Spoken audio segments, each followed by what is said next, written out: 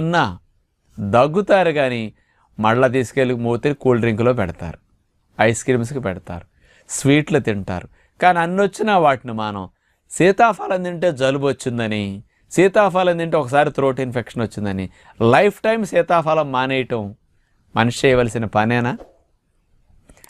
అంత చక్కటి పండ్లు ప్రకృతి ప్రసాదిస్తే దాన్ని కూడా ఆస్వాదించడానికి మనకు అదృష్టం లేకపోతే ఇంకేంటండి జీవితం? షుగర్ ఉన్నవారు కూడా తినండి, కాకపోతే 2, 3, 4 తినొద్దు. ఒక్క సీతాఫలం తినండి, సీజనల్గా దొరికినప్పుడు రోజుకి ఒక్కటి తిన్నా మీకేం కాదు. మనం చెప్పినట్టు కాస్త మొలకలు తిన్నాక తినండి.